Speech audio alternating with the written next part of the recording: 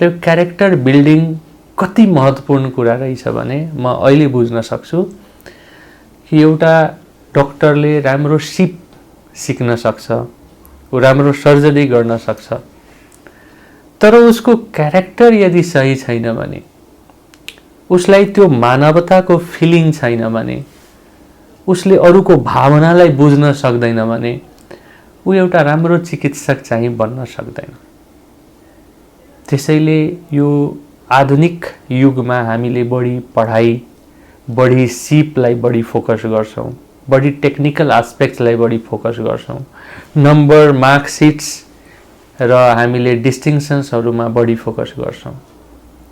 तर मलाई लाग्छ कि अझ अब आउने समयमा क्यारेक्टरको बढी भूमिका हुन्छ, क्यारेक्टरको बढी डिमान्ड हुन्छ। मान्छे कति अनेस्ट छ, कति हार्ड वर्क छ, कति ग्राउन्ड टु अर्थ छ, कति ग्राउन्ड भन्नाले कति उसले जीवनलाई राम्ररी बुझेको छ। यस्ता कुराहरू एडल्ट भएपछि सिक्न पाइदैन। यस्ता कुराहरू सिक्ने भनेको स्टार्टिङमै हो र यो स्टार्टिङमा अरू कसैले टिचरले सिकाउन सक्दैन। यो मातापिताले नै सिकाउनुपर्छ। मातापिताले नै सिकाउन सक्नुपर्छ। यदि सकिएन भने त्यो बच्चा अब स्वयंले भोलि गएर सिक्यो भने राम्रो, अदरवाइज उसलाई अरू कसैले सिकाउन सक्दैन।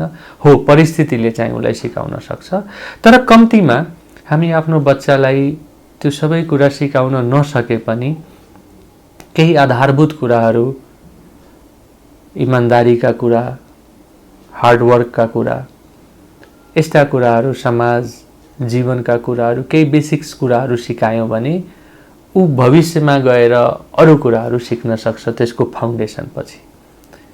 त्यसैले मैले के देखेँ भने मानिस सिपले, पढाइले धेरै ठूलो पद प्राप्त गर्न सक्छ, तर लाइफमा उसलाई सक्सेस हुनको लागि यो कुराहरू अपर्याप्त हुन्छ। उसलाई जुन फाउन्डेसन छ, एउटा गुड ह्युमन, एउटा सक्सेसफुल पर्सनको जुन फाउन्डेसन हुन्छ, त्यो फाउन्डेसन चाहिँ उसको हार्डवर्क, अनेस्टीमा हुन्छ।